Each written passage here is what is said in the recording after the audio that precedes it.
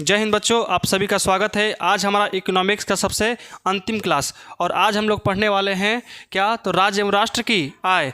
तो चलिए स्टार्ट करते हैं। हमारा पार्ट 4 वीडियो है और पार्ट 3 वीडियो पीछे हम लोग कंप्लीट कर चुके हैं। तो देखिए आज का जो क्लास है ना, हम लोग पढ़ेंगे राष्ट्रीय आय किसे कहते हैं और राष्ट्रीय आय को हम लोग कैसे कैसे गिन सकते हैं कि आखिरकार हम लोग किस पर राष्ट्रीय आय लगता है, किस पर नहीं लगता है।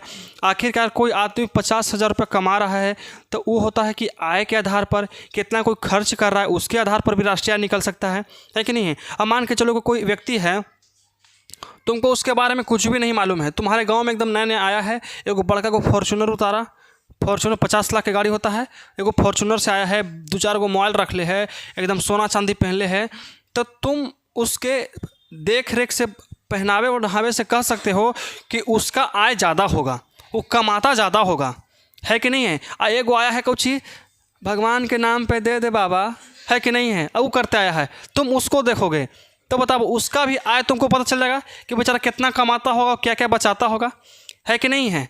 उसके लिए हम लोग समझेंगे कि क्या क्या क्या होता है। चलो तो सबसे पहले लिखा है क्वेश्चन लेकिन ध्यान से समझना, बातचीत बिल्कुल नहीं। आदित्य सब लोग दीवार को छोड़ के बैठो, क्या कि दीवार हमसे कल शिकायत कर रहा था, आ गया वो। हाँ दीवार बात कर रहा था, नहीं सुने कि दीवालों कान होता है, फिर तो दीवार के मुंह नहीं हो सकता है। तुम्हारे पास है ना मुँह जी, कान है ना, तो मुँह ना हो सकता है, तब मुँह नहीं लग रहा है ना। ठीक है, देखो कस के टकरा के देखो, आवाज़ करेगा वो बोलेगा, बोला ना, तब चलो आज से पता चल गया कि दीवाल के कान नहीं बल्कि मुंह भी होता है। अब गाते गाते आंखों दिखा देंगे, देखना ना। चलो कहता है लेकिन कि राष्ट्रीय आय का अर्थ बताइए। इसके बारे में तो पिछला क्लास में हम पढ़ चुके हैं कि राष्ट्रीय आय किसे कहते हैं। तो एक साल के अंदर में उत्पादित सेवा और वस्तुएं के मौद्रिक मूल्य को क्या कहते हैं, राष्ट्रीय आय कहा जाता है। मतलब कि एक साल के अंदर में हमारा देश कितना सेवा किया है, कितना वस्तु का उत्पादन किया है, इस सब को टोटल को मतलब कि बेच उच के और जितना पैसा वहाँ पहुँचता है उसी को क्या कहते हैं, राष्ट्रीय आय कहा जाता है, नेशनल इनकम। ये कहता है इसकी गणना की प्रमुख विधियों की चर्चा करें। मतलब कि हम राष्ट्रीय आय को किस तरह से गिन सकते हैं। हाँ सुन में, ऐसा तो नहीं कि भारत के सब आदमी एक काम कर रहा है। कोई मोची है तो कोई डॉक्टर है, मोची मतलब समझाता है कि नहीं। कोई घर के कोई सामान बेच रहा है कि नहीं है। कोई दिक्कत, मतलब हर एक प्रकार के व्यक्ति है, कोई डॉक्टर है, कोई इंजीनियर है, कोई वकील है, कोई ये है तो कोई वो है। तुम लिखना शुरू कर दिया है, उसका कॉपी लाओ तो इधर। अरे मारेंगे ना तो फेंका जाएगा इतना दूर ना कि तुम्हारे माँ बाप को खोजने में टाइम लग जाएगा। हाँ सुन में, हम पढ़ा रहे हैं तो घरे कुछ कर रहा था जी, प्याज छिल रहा था, गधा कहीं के। घर होमवर्क देंगे तो यहाँ के बनाएगा और घरे जाके गुल्ली डंडा खेलेगा। लेकिन जो रे देखो नहीं कुछ करता है, बताओ तुम करता कुछ ही है। कौआ उड़, मम्मी के पैसा को उड़ावो, उड़ाता है खूब। देखो सबसे पहले लेकिन उत्तर समझें कि राष्ट्रीय आय किसे कहते हैं। राष्ट्रीय आय सबको पढ़ावल है, फिर भी एक बार तुम लोग को दिखा देते हैं। क्वेश्चन में पूछा गया है 2016 और 23 के एग्ज़ाम में, शायद 26 में पधार देवे। चलो कह नहीं सकते हैं क्योंकि 2 साल ड्रॉप किया है, तीसरा साल पूछ सकता है। कहा था लेकिन किसी भी देश में एक वर्ष में, कितना साल में, एक साल में, ये ना कि 5-6 साल के ले लेना, नहीं, एक साल में उत्पादित वस्तु बताओ। 10 गो उत्पादित वस्तु के नाम बता सकते हो कोई, बताओ तो। धान, चावल, गेहूँ, आटा, मकई। ठीक है, धान मकई में ना गया, आओ बोलो। गेहूँ, हाँ, आलू, सरसों, राई, ठीक है, तीसी, मकई, मुरई, गजरा, शकरकंद, कटहर, प्याज, लहसुन, टमाटर, है कि नहीं है, बहुत सारा है। तो एक साल में कितना उत्पादित हुआ है और उस सब के बेच करके कितना पैसा प्राप्त हुआ है, उसी को क्या कहते हैं हम लोग, राष्ट्रीय आय कहा जाता है। मतलब कि एक साल में उत्पादित वस्तु एवं सेवाओं, मतलब कि हमको डॉक्टरी को मान के चलो कि एक गांव में 20 गो डॉक्टर हैं, तो 20 गो डॉक्टर कितना साल में पैसा कमाया है और कितना सरकार को दिया है। सुन में कोई दिक्कत नहीं, कैसे देता है तुमको, कैसे देता है, तोरा ऐसा झोला छाप रहेगा तो भले नहीं देगा।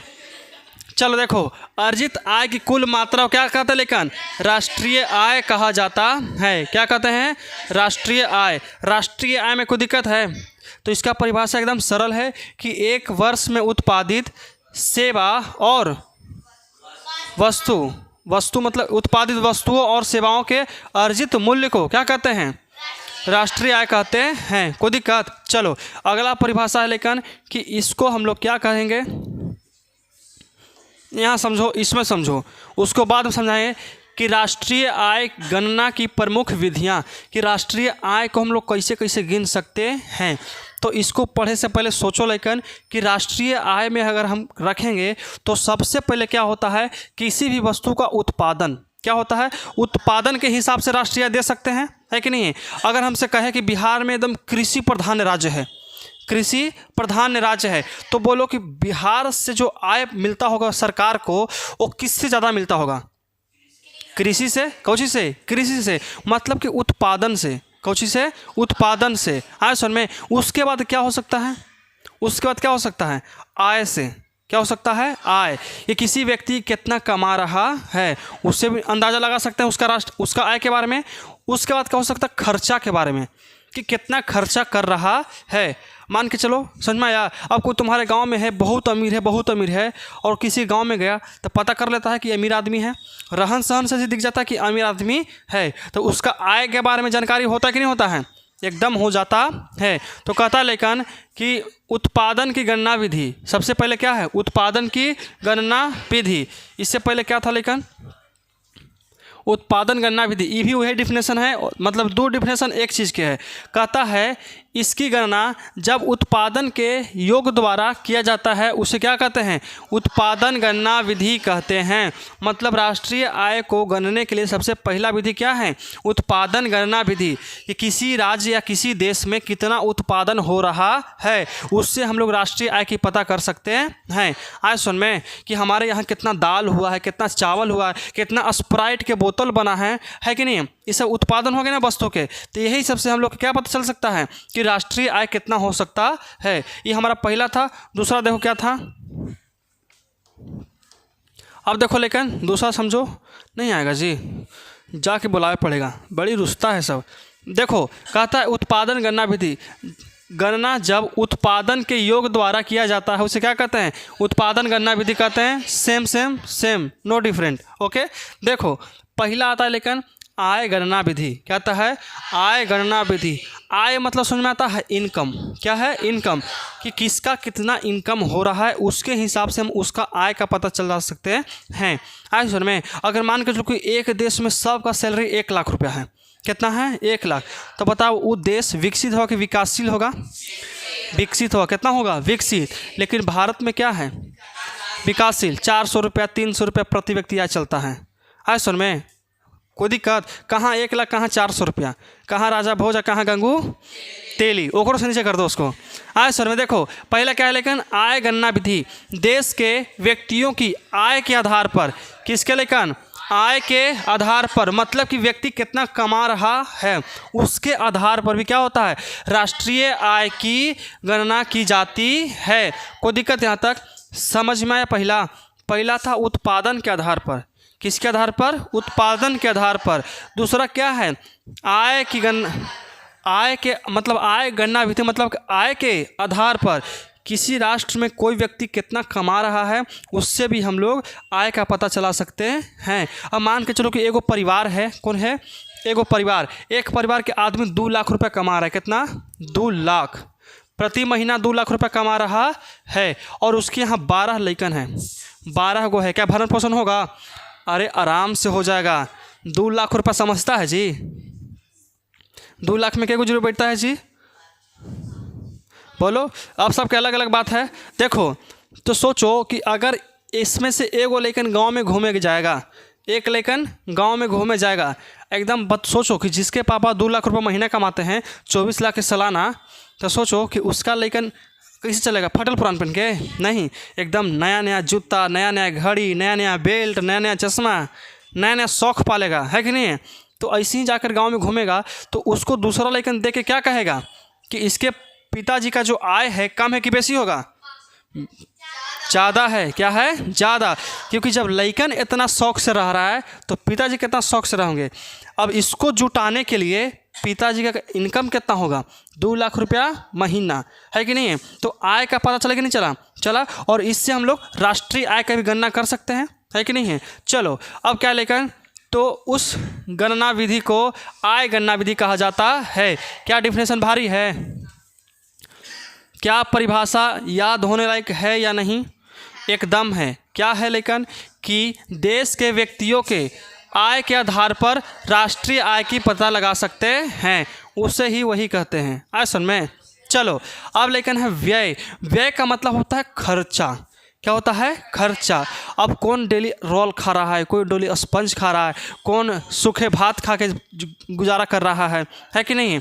अब कोई दुकानदार है, अब बाजार, मानिकपुर हमारा बाज़ार है, हम डेली जाते हैं, कभी ये चीज़ तो कभी वो चीज़, इससे महंगा चीज़ खाते हैं। तो बस सब दुकानदार मिलेगा तो देखो ना, ये लड़का है ना बड्डी खाता है जी, कहाँ से लाता है इतना पैसा? सोचो, खर्चा के आधार पर हमारा आय पता चला कि नहीं चला? अब मान के चलो कि हम 50 रुपये कमा ही रहे हैं, 600 का खा लिए हैं, तो कहाँ से खाएंगे? है कि नहीं है? जितना आय होता है उसी हिसाब से खर्चा होगा। अब मान के चलो कोई 1 लाख की गाड़ी रख ले है, कोई 1 लाख की गाड़ी रख ले है, तो उसका इनकम कितना होगा? अच्छा खासा 50,000 60,000 होगा, तब नहीं 1 लाख की गाड़ी रख ले जी। 1 लाख तो गाड़ी कुछ है, एक तो 10,000 वाला कमा ले लेता है। मान के चलो कि फॉर्चूनर रख ले हैं 50 लाख, कितना? 50 लाख की गाड़ी रख ले, तो उसका इनकम कितना होगा? कितना? तो 2.5 लाख से कम होगा। अरे उतना रखेगा तब ना 50 लाख की गाड़ी रहेगा जी। देखो बिहार और मारवाड़ी के नाम सुने हो? मारवाड़ी, एक मारवाड़ी है बाहर, मतलब आउट ऑफ स्टेट से। अगर मान के चलो कि उन लोग के अगर 10 लाख रुपए की इनकम हुआ ना सालाना, तो 10 लाख रुपए का अगर साल भर में कमाए हैं तो ओखनी 9 लाख रुपए जानते हो कोची करेगा? 9 लाख रुपया के क्या करोगे जानते हो? ओखनी सोना खरीद लेगा। क्या खरीदेगा? सोना। क्यों? कि अगर हम 9 लाख रुपए के सोना खरीद लेते हैं तो उसका डेली इनकम क्या होता है, मतलब कि उसका रेट हमेशा बढ़ते रहता है। और बिहार के आदमी अगर 10 लाख रुपए कमाया ना है तो 15 लाख की गाड़ी ले लेगा। 15 लाख के गाड़ी एकदम रौब झाड़ने के लिए। अब सोचो अगर उसके इमरजेंसी पड़ जाए 20 लाख रुपये के, इमरजेंसी पड़ जाए 20 लाख के, तो 10 लाख जब 15 लाख के जो गाड़ी लिया है कितना बिकेगा? मुश्किल से 5 लाख, 6 लाख, 7 लाख। हाँ 15 लाख की गाड़ी कितना? तो 8 लाख में बिकेगा। और कहाँ 20 लाख। और वही जो सोना लिया है 9 लाख में, सोना लिया है 9 लाख में, तो हर साल सोना लेते रहता है। तो सोचो वही सोना का रेट बढ़ाओ कि नहीं बढ़ा होगा? तो अगर 9 लाख के लिया होगा तो यह 12 लाख क्या हो गया होगा? तो सोचो दिमाग है कि ना मारवाड़ी के पास बहुत। हमारे यहाँ बिहार में क्या है, अगर कमा रहे हैं तो सबसे पहले वो गाड़ी लेंगे, भले तेल हम ना डलवा में, गाड़ी खड़ी रहेगा लेकिन लेंगे। मतलब कि खर्चा के आधार पर हम लोग राष्ट्रीय आय की पता लगा सकते हैं। सबसे पहले क्या था लेकिन? उत्पादन के आधार पर। किसके आधार पर? उत्पादन के आधार पर। दूसरा हमारा था आय के आधार पर। तीसरा क्या है? व्यय। व्यय मतलब होता है खर्चा। क्या होता है लेकिन? खर्चा। प्रियांशु नहीं ना आया है जी? क्या होता है? खर्चा। आय सुन में कि जो व्यक्ति जितना खर्चा करता है उसका आय भी होना चाहिए। अब मान के चलो कि हमको एक दिन 500 रुपये कमाएँ, 800 रुपये खर्चा कर दिए, यानी पिछलका दिन के 300 रुपये होगा। कोई व्यक्ति एक ही दिन में उतना खर्चा करेगा? और डेली 500 कमा रहे 800 कहाँ से खर्चा करेगा? नहीं, 1-2 दिन पैसे जमा करके खर्चा कर दिया। लेकिन कोई एक दिन देखता है? नहीं, डेली नहीं देखता है जी, कि डेली आता है डेली खाता है, 300 दिन आता है 300 दिन तक खर्चा करता है कि नहीं है? अब मान चलो एक दिन हम चोरा उरा के से धान चाउर बेच बाच के एक दिन हम 300 के सामान ले लिए, और अगला दिन ओकरे ही जाए 2 रुपये के तो बताओ होगा? वैसे नहीं होगा। समझ में आया? तो मतलब कि खर्चा अगर परमानेंट उसी स्तर पर रहे तब पता चलता है। आज सुन में देखो करता है लेकिन प्राप्त की गई आय व्यक्ति के अपने उपभोग मतलब खर्चा अपने लिए एकदम। आज सुन, उपभोग के लिए व्यय की माप से किया जाता है। तो राष्ट्रीय आय की मापने की इस क्रिया को क्या कहते हैं लेकिन व्यय गणना विधि कहते हैं। याद हो जाएगा, बस तुम लोग ध्यान रखना। और पहला क्या था, उत्पादन के आधार पर, दूसरा आय के आधार पर, तीसरा व्यय के आधार पर, तीनों याद रहेगा। चलो अगला क्या हो सकता है तुम लोग के दिमाग में चलोगा, देखो अब है लेकिन मूल्य योग्य विधि। क्या है, मूल्य योग्य विधि। ये तो क्या कहता है कि राष्ट्रीय आय को मापने की एक विधि है। राष्ट्रीय आय को मापने की एक प्रकार की क्या है, एक विधि है। एक देश में उत्पादित सभी वस्तुओं और सेवाओं के मूल्य में वृद्धि को जोड़ा जाता है। हाँ,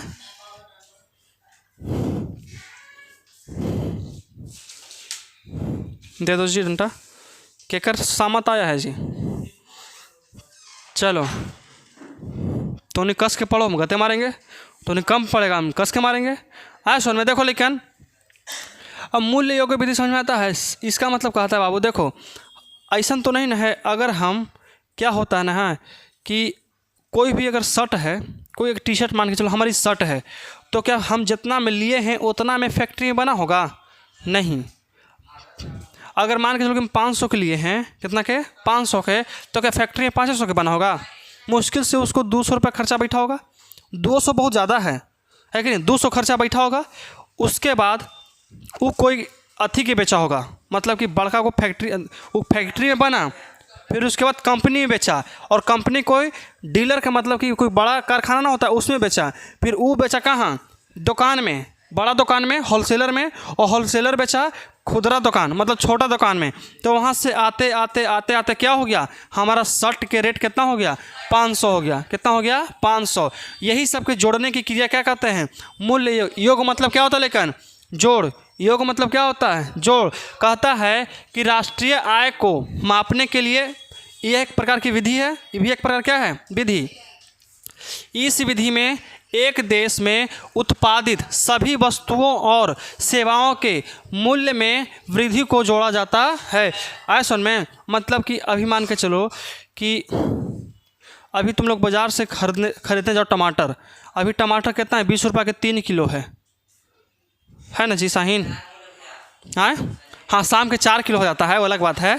विश्वास तो करो, बाज़ार में 20 रुपये के 3 किलो टमाटर बिक रहा है जी, समझ में आया। और अगर शाम हो जाए तो 4 किलो दे देगा, नहीं 5 किलो नहीं देगा, लेकिन शाम होगा कितना देगा, 4 किलो तक दे देगा।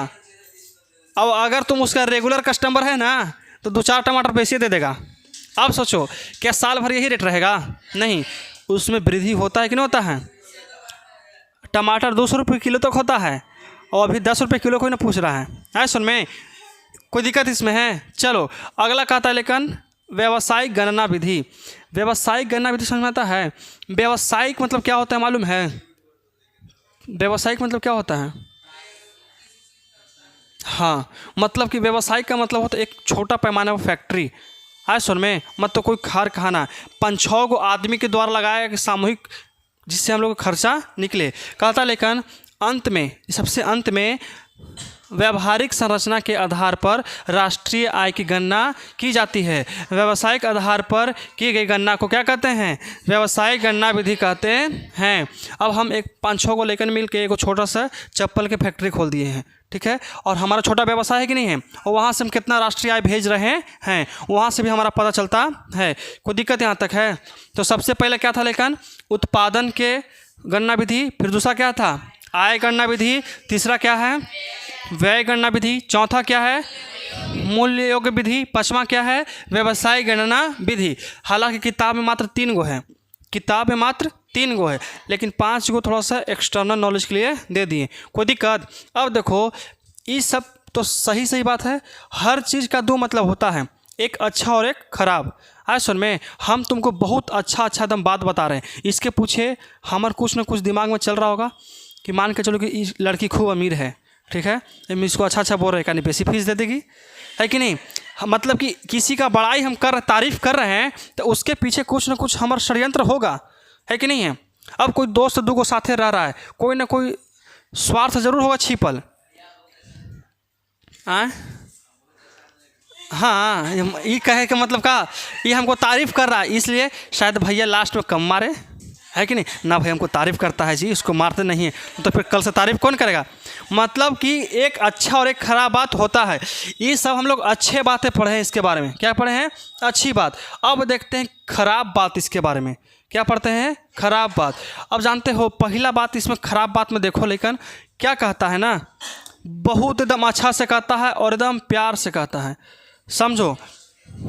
ध्यान समझना, कहता है ना कि राष्ट्रीय आय की गणना में होने वाली कठिनाइयों का वर्णन करें। मतलब क्या क्या दिक्कत होता है इसमें, क्या क्या दिक्कत होता है इसके बारे में समझते हैं। अच्छा सोचो कि हमार जो है कोचिंग, क्या यहाँ से हम बाहर सरकार को आय भेज रहे हैं, नहीं। तो सोचो ये हमारा संगठित है कि असंगठित है, असंगठित है। देखो हम जब इकोनॉमिक्स पढ़ाए थे 2025 वाला सेक्शन में, तो संगठित क्षेत्र और असंगठित क्षेत्र पढ़ाए थे। याद मधु आती तो बता देती, चाहे रोशन आता तो बताता कि संगठित और असंगठित। जिस कंपनी या छोटे मोटे फैक्ट्री का समय निश्चित हो, वेतन निश्चित हो, छुट्टी निश्चित हो, वो हमारा संगठित में आता है। कोचिंग में संगठित। क्या हमारा सब कुछ निश्चित है, 7 बजे बुलाते हैं, 7:30 में स्टार्ट करते हैं, तो उन्हें क्या आज मन है नहीं हुआ, कल छुट्टियों दे दिए, है कि नहीं है। क्या तुम लोग का वेतन निश्चित है, कुछ नहीं निश्चित है, आज है कल नहीं हुआ है। आज सुन में ये हमारा असंगठित क्षेत्र में आता है, कोचिंग में असंगठित। जब असंगठित है तो क्या हम लोग सरकार को टैक्स दे रहे हैं, नहीं दे रहे हैं। तो बताओ यहाँ से हम लोग टैक्स चोरी कर रहे हैं कि नहीं कर रहे हैं, एकदम कर रहे हैं।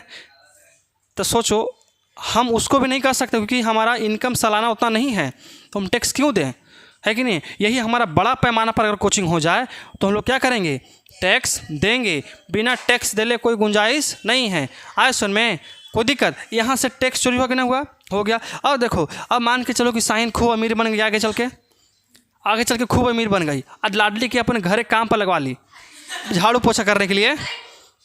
चुप, मान के चलो कि साहिन खूब अमीर बन गई, लाडली आओ गरीब हो गई। तो बोलो साहिन अमीर हो गई, तो एक दिन बाजार से जा रही थी तो साहिन बोली ना, अरे तुमको तो चिंते हैं, तुम तो हमारे साथ पढ़ती थी। तो लाडली बोली कि क्या करें, आज कल ऐसा हाल चल रहा है कि कुछ कह नहीं सकते हैं, खाने के लिए खर्ची नहीं है, बड़ी दिक्कत चल रहा है। तो बोले कि ठीक है कोई दिक्कत नहीं, हमारे यहाँ तुम झाड़ू पोछा कर लो, हम तुमको पैसा दे देंगे। तो सोचो क्या ये झाड़ू पोछा कर रही है तो क्या ये टैक्स दे रही सरकार के, नहीं। तो यहाँ से टैक्स चोरी हुआ कि नहीं हुआ, हो गया। बताओ तो टैक्स चोर आदमी समझ में आया, लेकिन कोई दिक्कत यहाँ तक समझ में आया कि नहीं आया, आ गया होगा। चलो पहले कहता है लेकिन कि आंकड़ों की कमी, क्या कहती है, आंकड़ों की कमी। अब कहता है कि भारत जैसे कुछ विकासशील, क्या विकसित है कि विकासशील है, इसका हम देखो आर्थिक विकास नाम रख दें कि आर्थिक वृद्धि कह दें, विकास, आर्थिक विकास। विकासशील देशों के लिए आर्थिक विकास शब्द का प्रयोग करते हैं और विकसित देशों के लिए आर्थिक वृद्धि शब्द का प्रयोग करते हैं। समझ में आया। देखो लेकिन कहता है भारत जैसे विकासशील देशों में, विशेषकर ग्रामीण क्षेत्रों में, तो एक नहीं घर ग्रामीण में नहीं रहेगा, कर दी चोरी, है कि नहीं है। अब कहो लेकिन ग्रामीण क्षेत्रों में सही और विश्वसनीय, मतलब कि विश्वास लायक। अब कहनी एक हो गई काम करे और टेबल पर रखा है 6,000 रुपया लेके गायब हो गई क्या भरोसा कर रहा है जी, नहीं है। अब देखो आंकड़ों की कमी होती है। अब तुम सोचो लेकिन कैसे कि इसका कहना है ना कि सही से गिनती नहीं हो पाता है, सही से गिनती नहीं हो पाता है। मान के चलो कि एक हमारा गांव है, ये हमारा पूरा क्या है लेकिन गांव है, और यहाँ से हमारा घर स्टार्ट होता, ठीक है, यहाँ से क्या है लेकिन घर स्टार्ट होता। शांत से रहो ना तो रेगिस्तान में तो नहीं लगे जाके छोड़ देंगे। देखो ये तो खेती नहीं ना रहेगा, खेती में घर ना बनवा लिया है तो नहीं। देखो ये साहिन के घर वाली वाला बड़का को देखो और लाडी घर देखो टूटल फूटल, यहाँ से काम कर जाती है इसके यहाँ। देखो समझो, यहाँ से मान कर चलो कि सर्वे आया, सर्वे समझ आता है, मतलब कि देखने के लिए कि इस गांव का राष्ट्रीय आय कितना ज़्यादा है। अब देखो तो भुलाए भोताए वाला आदमी नहीं है। अब मान चलो कि इसके यहाँ गया, इसके यहाँ गया, फिर इसके यहाँ गया, फिर इसके यहाँ, फिर इसके यहाँ, फिर इसके यहाँ, एक ऐसे करते करते सबके यहाँ गया। और समझो इसको लगा ना कि लगता है कि छूट गया है, लगता है कुछ छूट गया है, तो आते आते फिर से इसको भी गिन लिया, दोबारा तेबारा सब गिनते गिनते जा रहा है। और देश के पास गया ना कि इस गांव का राष्ट्रीय आय बहुत ज़्यादा है। ये नहीं बता रहा कि 5-6 बार एक एक गाँव के गिन लिए हैं, एक एक घरवा के 5-6 बार गिन लिए हैं। कह रहा कि इस गांव का राष्ट्रीय आय बहुत ज़्यादा है, इस गांव का क्या है, बहुत ज़्यादा है। ये नहीं कह रहा कि सर्वे करते करते हम एक एक घरवा के 6 बार गिने हैं, फिर दूसरका के 3 बार गिने हैं। अब शाहीन ऐसा घर, एकदम महल ऐसा घर के 6 बार गिना जाए तो आसपास के 4 गांव के राष्ट्रीय आय तो एक घरे बसल है जी, है कि नहीं। आसपास के 4 गांव एक घर में बसल है, तो बताओ इस गांव का राष्ट्रीय आय बेसी हो कि नहीं होगा, हो जाएगा। तो बताओ एक एक घर के 4-5 बार गिना, आंकड़ों मतलब गिनने में दिक्कत हुआ कि नहीं हुआ, क्या सही सही डाटा पहुंच पाया है, नहीं, दिक्कत हुआ कि नहीं हुआ, एकदम हो गया। तो देखो यही था हमारा, लेकिन पहला ये हमारा पहला है कि नहीं है कि भारत जैसे विकासशील क्षेत्रों में खास करके देखो, जानते हो गांव के घर देखे हो, अरे गांव में भूला जाएगा, शहर में नहीं। अरे गांव में गूगल मैप तहक जवाब दे देता है, गांव में हाँ, गांव में गूगल मैप तहक जवाब दे देता है। एक एक घरवा के 3-3 दरवाज़ा रहता है एक एक घर के 3-3 दरवाज़ा, एगो पूर्व की ओर, एगो पश्चिम की ओर, एगो उत्तर की ओर, एगो रोडवा के आगे, एगो रोडवा के पीछे, एगो एनहू से। अब मान के चलो किसी का घर ई रोड है, ठीक है, अब किसी का घर यहाँ पे है, फिर एने से रोड है, ये गलिए के देख लो ना जी, ये गलिए के देख लो कितने के आदमी, एक आगों से दरवाज़ा है, पीछों से दरवाज़ा है कि नहीं है, सही बोल रहे कि नहीं बोल रहे हैं जी। देखो तो अब मान चलो कि इसका यहूँ से दरवाज़ा खुल गया, यहूँ से दरवाज़ा खुल गया, आज सुन में, और इन्हें पार्क है, यहूँ से खोल दिया। बताओ तीनों के यहाँ बारी बारी जाएगा, अब तीनों के सर फिर से लेगा कि नहीं लेगा। तो बताओ एक एक घर के 3-3 बार गिर लिया, तो बताओ उसका राष्ट्रीय आय नहीं बढ़ेगा क्या, वास्तव में है नहीं। ये एक प्रकार के दृष्टव्य है कि हमको एहसास हो रहा है कि है, लेकिन वास्तव में नहीं है। समझ में आया, तो कोई दिक्कत है, बताओ आंकड़ों की कमी, इसमें कोई दिक्कत है। चलो अगला क्या है, लेकिन कि देखो इसमें कहता है असंगठित क्षेत्र में बहुत सारे आर्थिक गतिविधियां होती है जिनका सही आंकड़ा उपलब्ध नहीं होता है। शाहीन और लाडली के लिए यही एग्जाम्पल था कि असंगठित क्षेत्र में सब काम करती है, सरकार को टैक्स नहीं देती है, सरकार के टैक्स चोरनी है सब, है सन में है। तो हमारा भी छोटा पैमाना पर ना है, हम जितना सामान लिए हैं इस सब पर टैक्स दिए हैं, इस पर 20,000 रुपये एक्स्ट्रा टैक्स दिए हैं, है सुन में।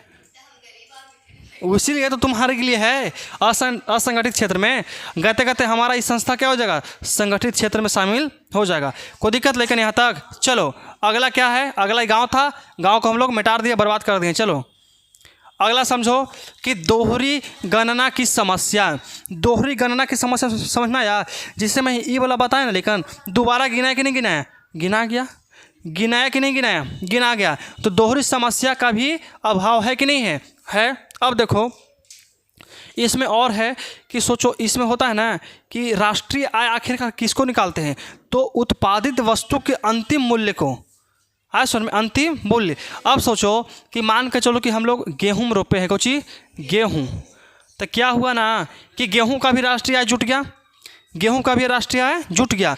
अब गेहूँ से आटा बनाएं तो आटों के राष्ट्रीय आय जुट गया, क्या जुटा, आटा के भी राष्ट्रीय आय जुटा। अब आटा से कोई रोटी बना के बेच रहा है, रोटी बना के बेच रहा है, तो एक एक चीज़वा के 3-3 बार जुटा है।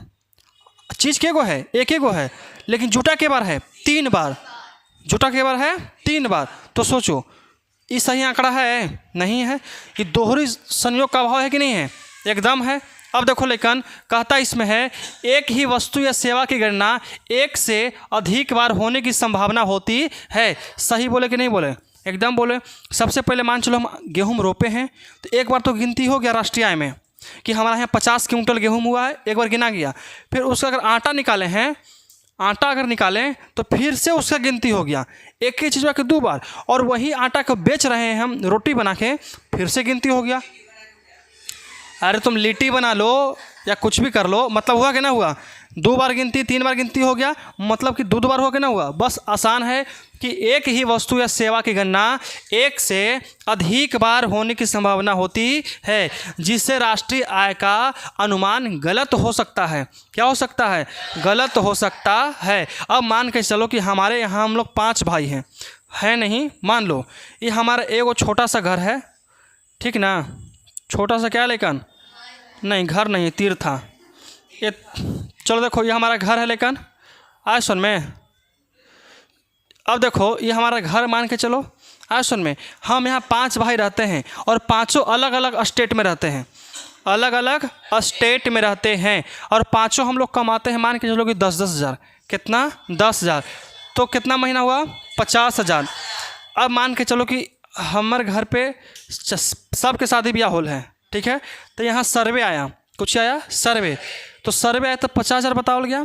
फिर सर्वे वहाँ आया, हमसे पूछ लिया तो हम बता दें कितना? 50 हज़ार। हमारे भाइयों से पूछ लिया, वो भी कितना बता दिया? 50 हज़ार। एक गाँव से पूछ लिया, वो कितना? 50 हज़ार। जब पाँचों बताया 50-50 से कितना हुआ? 2.5 लाख। और घरे पूछा तो कितना हुआ? 3 लाख। बोलो गलत बात है कि नहीं है जी? एकदम है। 50 हज़ार इनकम और सरकार के नज़र में 3 लाख। अधो अधो दे देवे तो अच्छी बात है। सोचो 50 हज़ार हमारी इनकम है कि नहीं है, लेकिन गलत मतलब कि दोहरी गणना की समस्या के कारण हम लोग दोबारा क्या हो गया? गिना हो गया, और वह 50 हज़ार कितना गिन लिए? 3 लाख गिन लिए। बताओ राष्ट्रीय आय की गणना में दिक्कत है कि नहीं है? एकदम है कि नहीं है? चलो अगला क्या है, लेकिन मूल्य निर्धारण की कठिनाइयाँ। मूल्य निर्धारण की कठिनाई देखो, जो उसमें है ना, उसी का इसमें समस्या बताए हैं। जैसे देखो, लेकिन अगर हम कोई भी एक टी शर्ट लिए हैं, है कि नहीं है, जहाँ पे निर्माण हुआ है वहाँ पे कम था, हम तक पहुँचते पहुँचते क्या हो गया? ज़्यादा हो गया। तो बताओ तो मूल्य का निर्धारण सही से हो पा रहा है? नहीं हो पा रहा है। किसी के पास यह नहीं, अगर यही टी शर्ट हम शर्ट लिए हैं 600 के, चाहे 500 के लिए हैं, तो बगल दुकान 450 में दे देगा, कोई 550 में देगा, है कि नहीं है? अब बाज़ार में जाते हो टमाटर लेवे, सब्जी लेवे, तो किसी के पास 40 रुपये किलो भिंडी है तो कोई 30 को दे रहा है, अरे कोई 36 को दे देगा, है कि नहीं? मतलब कि अलग अलग प्रकार के, है कि नहीं? मूल्य निर्धारण मतलब कि मूल्य का निर्धारण में बहुत ज़्यादा कठिनाई होती है। हाँ सुन में, उससे हमारा राष्ट्रीय आय में भी क्या होता है? दिक्कत होता है। कहता है विभिन्न वस्तुओं और सेवाओं के मूल्य लगातार परिवर्तन होते रहता है। अब समोसा की बात ले लो, 6 महीना पहले 8 रुपये था, फिर 9 रुपये हुआ, 10 रुपये हुआ, फिर 12 रुपये होगा। बताओ तो क्या वो सब राष्ट्रीय आय में जुट रहा है? नहीं। राष्ट्रीय आय में 4 से 5 रुपये जुटता होगा, लेकिन लेता कितना है? 12 रुपया, 10 रुपये लेता है कि नहीं? समझ में आया? एक प्लेट चाट दे देगा, तनी सुनोकर में 2-3 गो प्याज बेसी दे देगा और 30 रुपये ले लेगा। हम ना खाते हैं, है कि नहीं जी? हम वही भी लेके खाएँ, आखिरकार अंदर जाके मिक्स होना है ये है जी, तो 12 ही से क्या मिक्स करके डालें है कि नहीं जी?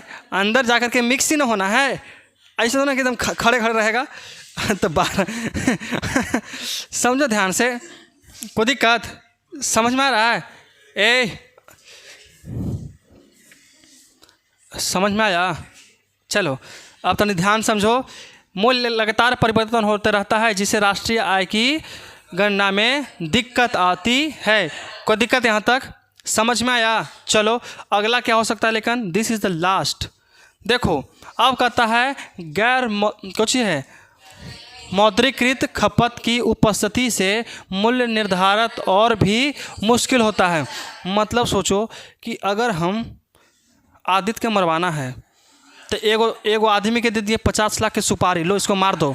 क्या वो जो 50 लाख रुपए की सुपारी है, 50 सुपारी मतलब खाए वाला सुपारी नहीं होता है, वो होता है एक प्रकार का कॉन्ट्रैक्ट कि हम उसको 50 लाख रुपए दिए हैं उसको मारने के लिए।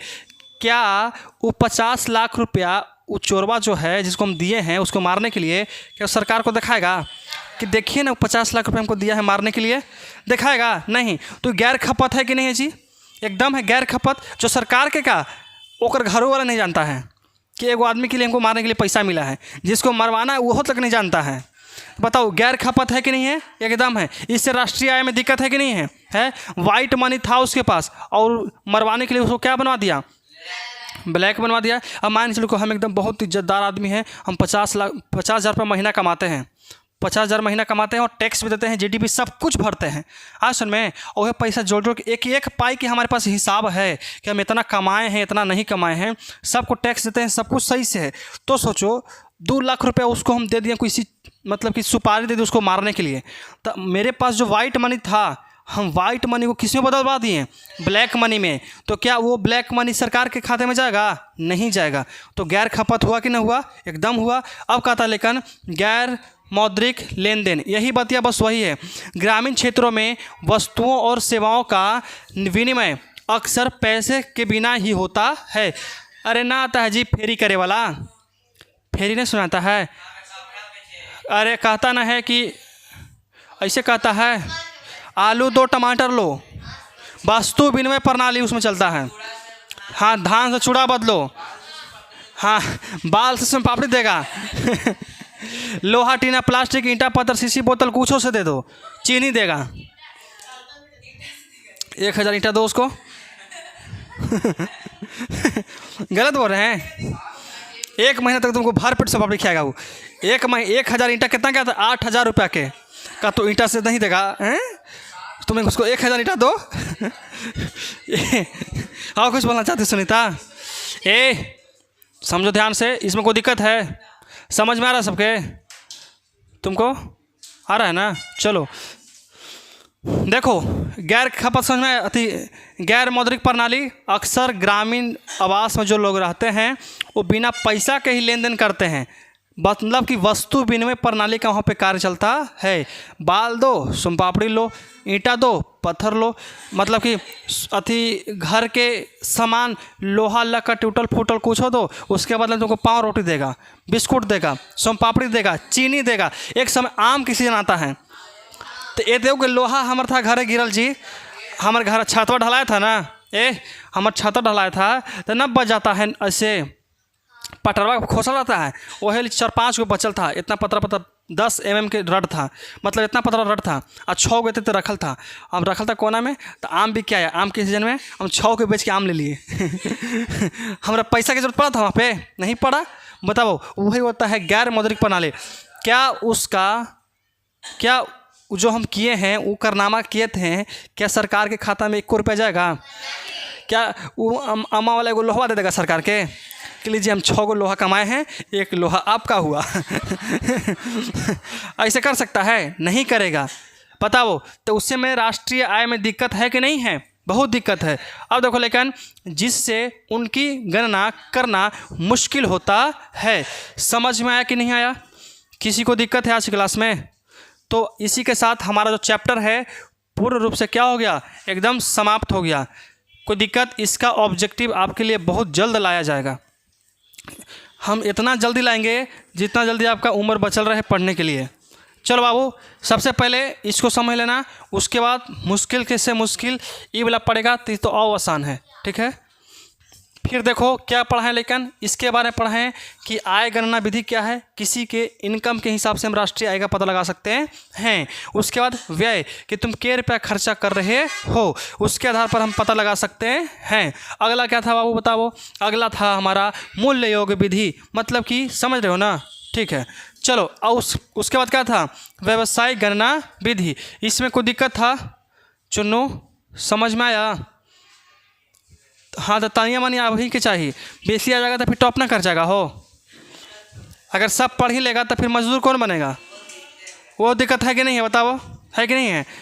विश्वास करो, अगर सब आदमी पढ़ ही लेगा तो मजदूर कौन बनेगा? तुम और चुन्नू बने चलो आज के लिए इतना ही। Next class, next video tomorrow.